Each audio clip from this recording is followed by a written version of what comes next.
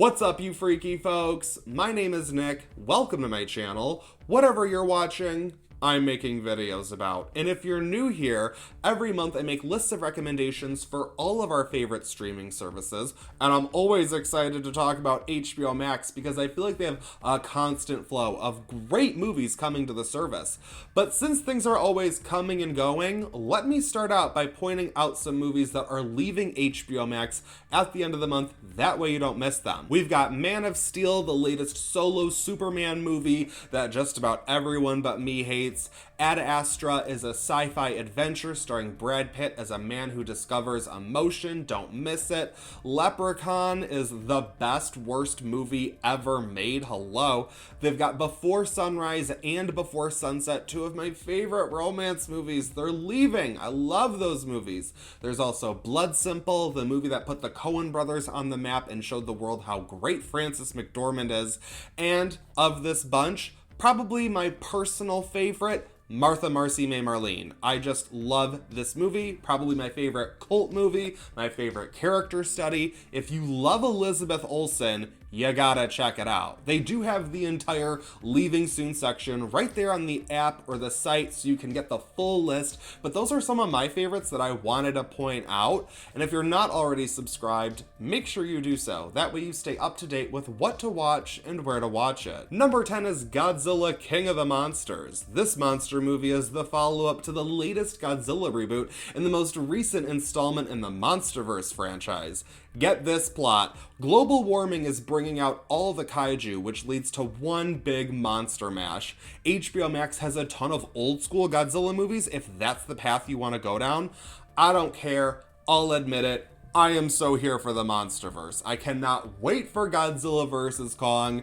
King of the Monsters is dumb fun. It's a big, dumb movie. They also have Kong Skull Island on the service if that's more your speed, but it's January and I'm in the mood for big, stupid, fun blockbusters, and that's exactly what these movies are. We stopped this Ghidorah. We stopped them all.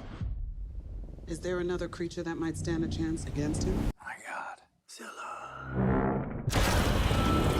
Number 9 is Josie and the Pussycats. This 2000s comedy adaptation of the 70s cartoon follows three female friends and bandmates who earn a record deal.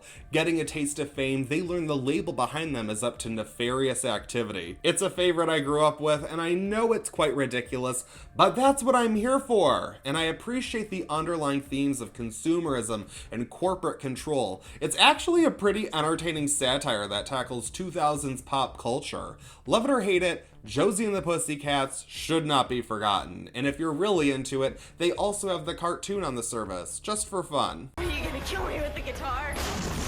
You messed with the wrong pussycat. Number 8 is Margaret, or Margaret. Either way, I don't care. I love this movie. This drama chronicles one teenage girl's journey through trauma. Anna Paquin plays Lisa, a girl who witnesses a public bus run over a woman. She wrestles with her own personal issues as she leads the charge for justice in a wrongful death suit. This is a pretty low-key drama that's very long and slow. Basically, Lisa runs around being a problem child for 3 hours before finally getting her shit together, but I find it to be a very beautiful story of what it means to process trauma and to grow up as an individual. It's juggling a lot in this movie, but it all comes together for me personally. I won't blame you if you find this movie to be boring, but if anyone is interested out there, I strongly recommend you give it a chance. Yo. Hey, Paul. Lisa Cohen.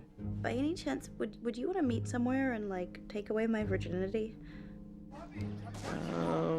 Alright. Number 7 is Scream 2. This slasher sequel follows the survivors of the original as they try to move on at college. When a new Ghostface killer takes up the mantle, Sydney and friends must use the rules of the horror film sequel to find the perpetrator before they become the next victims. They have the first 3 Scream movies on HBO Max, and I love them all, but I want to specifically point out Scream 2 because it's probably my favorite horror movie sequel. It provides all the fun you want out of a Scream movie while still building on the characters and their arcs. And since we're a good, year away from Scream 5 coming out, in case you need your fix, HBO Max has you covered. Do you think someone's trying to duplicate Woodsboro? It looks like it. I think you have a copycat on your hands, Chief.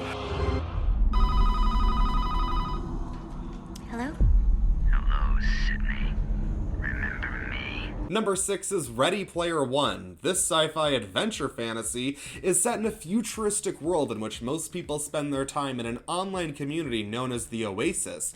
Wade, a young man along with his friends, go about completing a quest to take down the corporate overlords and gain control of the Oasis. Okay, I get it, a lot of people don't like this movie, so let me spend this time defending my love for it, because yes, I do love this movie unapologetically, and I get that a lot of people think this is just stuffed with all these nostalgic moments, and I totally get that, but I see things pretty differently, because I think the Oasis actually looks like a sort of online community us fans would create. If you look even right around here on YouTube or any other popular site, you can see plenty of people will use these sort of characters or figures from pop culture as their account image. So it's like, why wouldn't we think people would go into this online community and use those same figures as their avatars? That makes perfect sense to me. I think we would all have so much fun with the Oasis. I haven't read the book, so I can't speak to that, but I do think this movie displays a world that I could see existing in the future,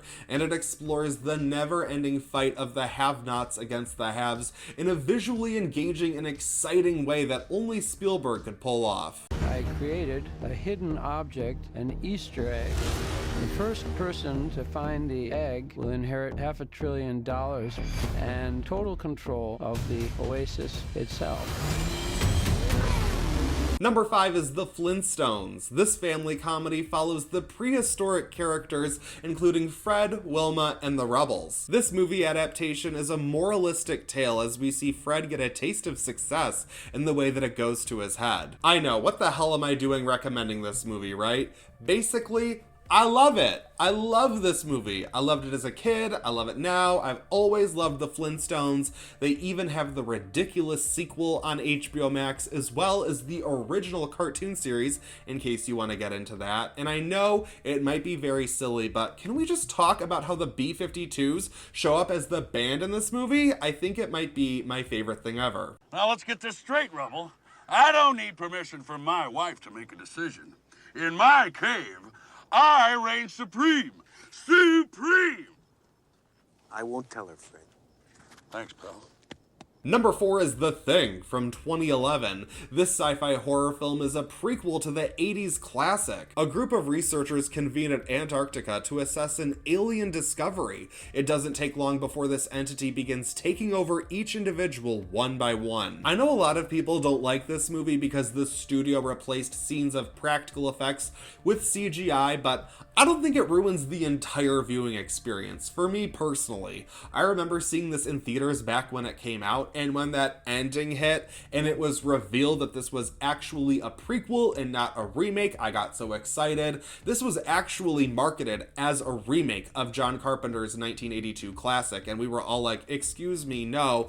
But I think this actually works as a solid companion to that masterpiece. Plus, it features Mary Elizabeth Winstead wielding a flamethrower. I just don't need more than that. I just don't. I'm sorry. My God. Somebody was attacked. But it seems everyone is fine. Either someone miraculously healed themselves, or someone is not who they say they are. Number 3 is City of God, one of my favorite movies of all time. This epic, based on a true story and the novel by Paulo Lins, tells the tale of the rivalry between gang members in Rio de Janeiro from the 1960s to the 1980s. Friendships are formed and betrayed, love is found and lost as everyone just tries to survive in the City of God. This movie is superb. It is a 5 out of 5 from me. It has this real and gritty feel that puts you in the shoes of the characters while still feeling very cinematic. Again, this is one of my all-time favorite movies. If you have never seen City of God, you're welcome. A place where one man must infiltrate a war between two crime lords to tell a story the world needs to know. Number 2 is Little Children, another one of my favorite dramas ever. See, this is why I love HBO Max. They have all my favorite movies, and we're not even done yet. Based on a novel by Tom Perrotta, this is the story of the intertwined lives of a suburb in Massachusetts. Kate Winslet plays a lonely housewife who begins a relationship with a flighty house husband, played by Patrick Wilson. Their affair threatens to tear apart their seemingly idyllic lives. This is another one that is just so up my alley. It is very American Beauty, and I'm here for it. The one scene at the pool is one of the most well-directed sequences I have ever seen in a movie.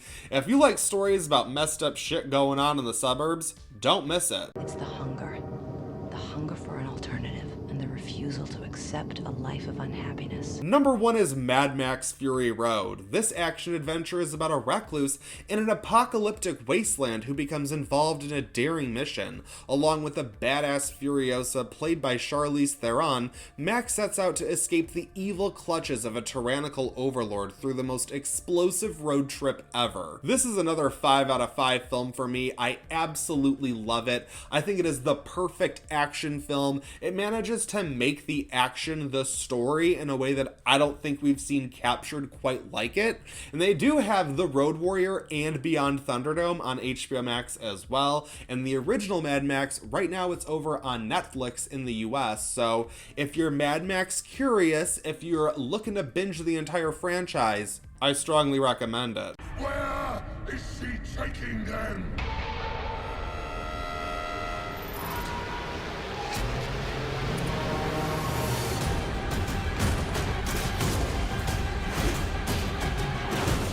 And now it's time for my bad movie recommendation of the month, because even if you think my taste in movies is pure shit, there's always at least one really bad movie that I have to talk about. And for this video, it's Turistas. This vacation horror film is about a group of travelers stranded in Brazil where they stumble upon a horrifying secret. This came out in the wake of Hostel, where vacation horror was hot for a whole second. It's obviously not good, but I do like the storyline for what it is. I don't want to get into the horrors involved in this movie in case anyone does decide to watch it. Maybe you'll like it, you're allowed to, but there is one scene in this movie that genuinely disturbs me, no matter how stupid the rest of the movie is. No roads. What kind of house has no road? Hello? Anyone home?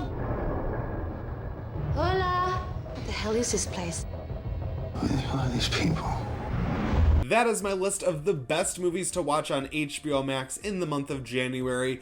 Thank you guys so much for watching this video. I greatly appreciate it as always. Feel free to follow me on Instagram, where you can send me all of your requests. Subscribe to my channel, hit that bell, and turn on your notifications. That way you don't miss any creepy content. Again, thank you guys. I really do appreciate you watching these videos. Give it a big thumbs up if you want to see more What to Watch videos here on the channel. I really appreciate your support. It's great. We're having fun. Stick around, and I'll keep the videos coming. That's it for this one, but I won't stop you from watching another.